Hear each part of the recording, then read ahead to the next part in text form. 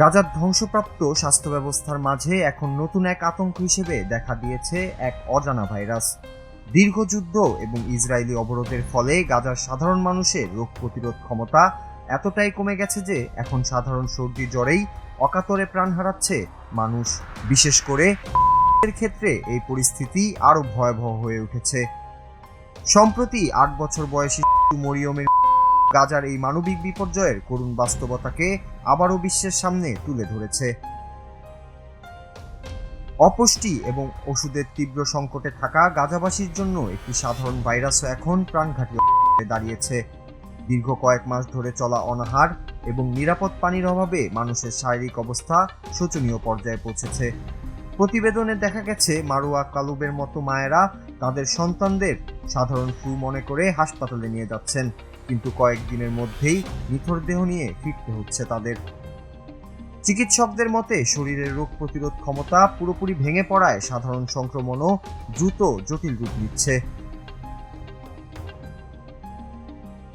গাজার স্বাস্থ্য বিভাগ জানিয়েছে, কয়েক সপ্তাহ ধরে একটি দ্রুত ছড়িয়ে পড়া রূপান্তরিত ভাইরাস গাজা জুড়ে তাণ্ডব চালাচ্ছে।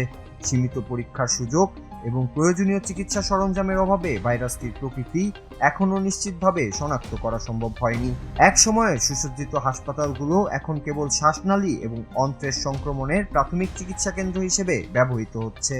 মরিয়মের মতো অসংখ্য হাসপাতালে অক্সিজেন এবং জরুরি স্যালাইনের অভাবে বিনা চিকিৎসায় দিকে ধাবিত হচ্ছে। গাজার এই পরিস্থিতি কেবল একটি স্বাস্থ্য সংকট নয়, বরং এটি একটি চরম মানবিক বিপর্যয়। অবরোধের কারণে ত্রাণ সামগ্রী এবং জীবন রক্ষাকারী ওষুধের প্রবেশে বাধা সৃষ্টি হওয়ায় পরিস্থিতি দিন দিন নিয়ন্ত্রণের বাইরে চলে যাচ্ছে।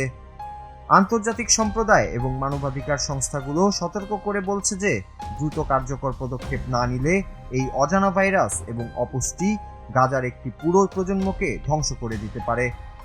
বর্তমানের এই সংকটময় মুহূর্তে গাজার বাঁচাতে বিশ্বব্যাপী জোরালো জনমত গঠন এখন সময়ের দাবি। Nur Raju, Bangla TV, news desk.